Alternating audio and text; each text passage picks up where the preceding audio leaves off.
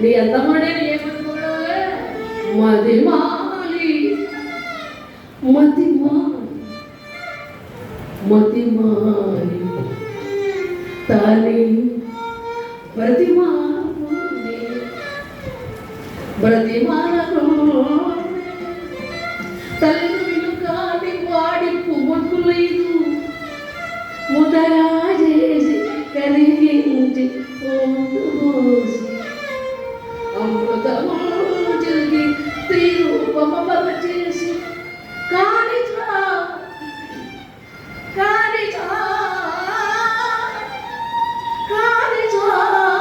ఇట్టి యువతి జగానగలదే ఇది జోడి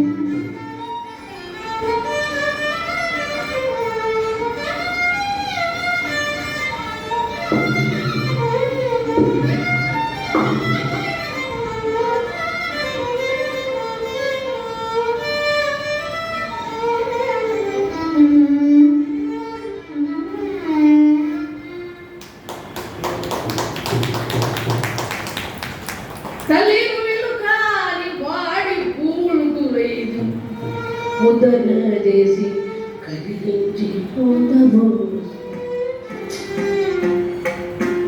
అరవిందము అశోకము చూతము నమ్మలి విలోత్పలు ఈ మన్మథుడు ఈ 5 బాణాలు కరిగించి మూత చేసి ఆ పొద్దున బొమ్మ చేస్తే కానీ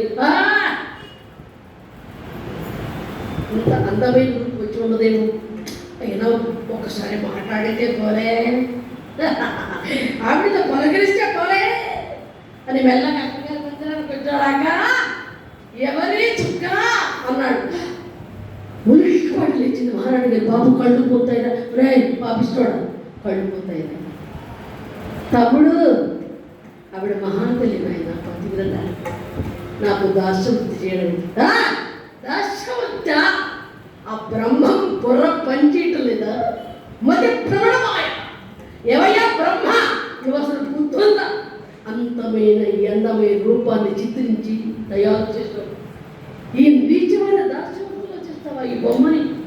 నాలాంటి అందగాడికి భార్య అయినా ఎంత ముద్రముగిండును సుందరి అన్నాడు తమ్ముడు. తప్పునైనా మనిషికి అహంకారం పెరగకూడదు, మంచితనం పెరగాలి. అంతేకాదు ఇంత అహంకారం నువ్వు ఇంతగా మాట్లాడతావండి ఎన్నడూ ఊహించలేదు. ఆవిడ మహాపతివ్రత, మరొక్క మాట అంటే ప్రమాదం వస్తుంది. ఆవిడే పతివ్రత. అక్క ప్రసంగం నేను అమ్మో తెలియదా ఆ మాటల్ని వింటుంది పాంచాలి. ఆ ప్రక్రియ కూర్చుని అమ్మో ఇతడు అమ్మా మా తమ్ముడు తీర్చుకో తమ్ముడు నా మాట విని అవలకు వెళ్ళరా అక్క చాలు చాలు ఈ శుభవరు నొక్క పేరగా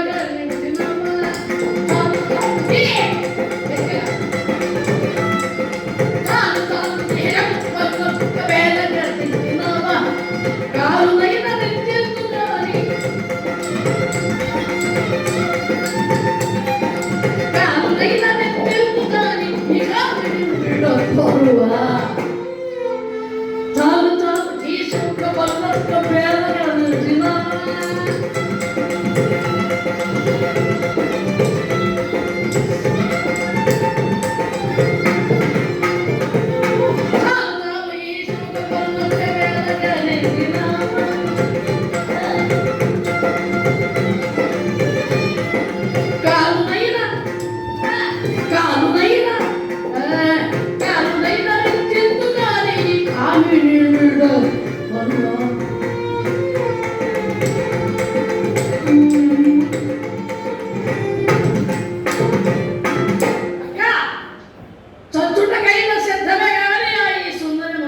ప్రేమించేదిలాగా ఆమె లేకుండా బతుకలేనక్క. ఆమెకు నేను నా మనసు సర్వదా దాచుకున్నాను. ఆమె మనసారా భరించాను, ప్రేమించాను. అక్క ఎందర కాంతలు నాకు దాసులైనాను కానీ ఈ సుందరిని నేనేం చూడలేదే. ఏమన్నా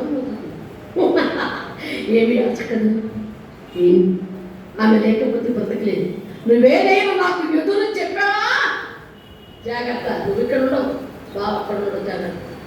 మరి మీ బాగా ఏం చేశాడు, మీ బావ తమ్ముడు, మీ బావతో తమ్ముడు ఏంటి ఎలా జరగాలని ఉంటే అలా జరిగిపోతుంది. నీవు మందిరానికి వెళ్ళిపో.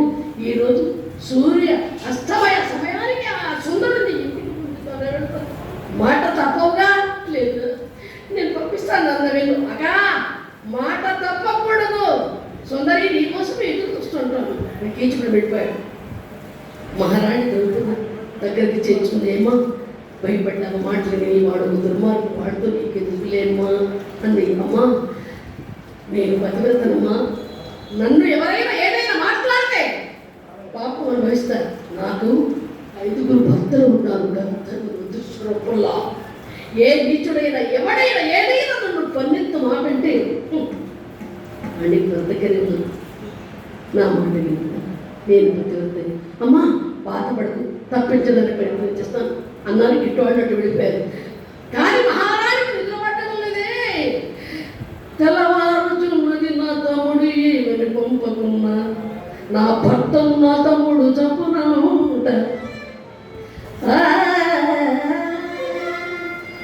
ఈవిడ పంపకపోతే నా భర్తను చంపుతాను దుర్మార్గుడు. ఏం చేయాలి ఏం చేయాలి? తెల్లవారిపోయింది. మహారాణి పాదసేవ చేయడానికి వచ్చింది. మహారాణి ఆలోచించింది, ఏం చేయాలి ఇప్పుడు? మాలిని నా తల వెళ్ళిపోతుంది. అయ్యో అన్నమ్మా, నన్ను ఏదైనా పట్టు వేయమంటారమ్మా. మాలిని మామూలు నొప్పి కాలం, మా ప్రాణం పోతుంది. ఈ బాధ భరించలేదు. వాళ్ళని తనంత తగ్గాలంటే ఏం చెప్పంటారు చెప్పండి, అలాగే చేస్తాను.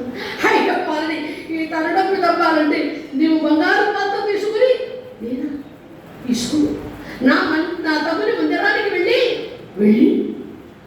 తీయని మధువు తీసుకురా. ఆ తీయటి మధువు తీపి కళ్ళు తాగితే కానీ ఈ తలనొప్పి తగ్గదన్నది మహారాణి. మా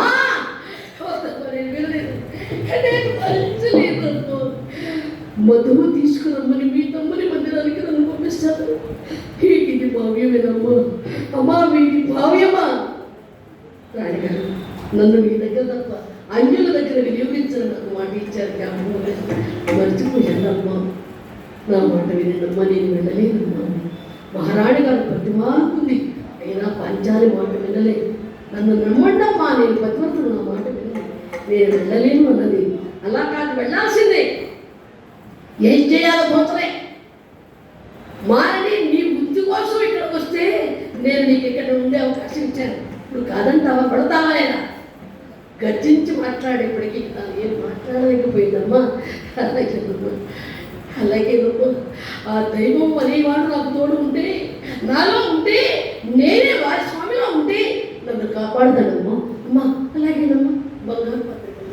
బంగారు పాత్ర తీసుకొని ఎత్తలారా కీచుకుని మందిరానికి బయలుదేరిందండి ఆ మహాతల్లి. కాపాడరా కరుణంతరంగ అంతరంగ ఓ అంతరంగ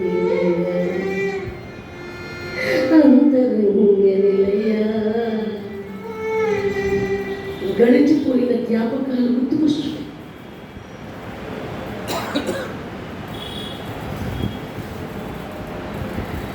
తిరుపతి బ్రహ్మోత్సవాల్లో కథ వేశారు. నాది కొండపోయిన వెంకన్న బాబు దగ్గర 10 సంవత్సరాలు వేసేవాళ్ళండి బ్రహ్మోత్సవాలు. ఏకేసి నటరాజన్ గారు ఇలాంటి విద్వాంసులు కానీ సామ్రాట్, ఆ విద్యలో సామ్రాట్ ఆయన ఏకేసి నటరాజన్ గారు. వారికి వచ్చేది అయిన తర్వాత నాకు కథండి, నా భాగ్యం అనుకున్నాను. ఏమండి, ఈ కీర్తన కిలాదట్లో వాయించారు, ఆ తల్లి మహానుభావుడు వాయించారు. నేను విన్నాను, ఆనందం అనిపించింది. సరే ప్రారంభం చేశాను. ఆయన వెళ్ళేవాడు ఆగాడు. ఏకేసి నటరాజు ఆగాడు. నేను అన్నాను, అంతరంగ నిలయ నా అంతరంగ నిలయ అంతరంగ నిలయ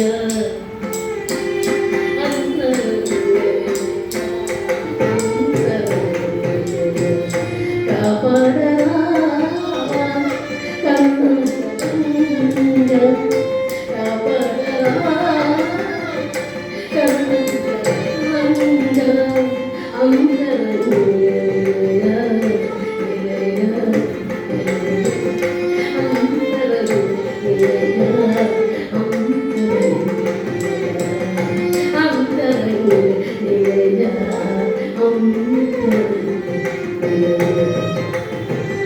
కీర్తన పాడితే ఆయన నా కథ ఎంతవరకు అలా కడుపును నిలబెట్టారండి, రేకేసినట్లు తెలుస్తున్నప్పుడు వెళ్ళిపోయారు అనుకుంటే అప్పటికే మేము తెనాలి వచ్చే ప్రోగ్రామ్స్ అన్నీ జరిగిపోతున్నాయి.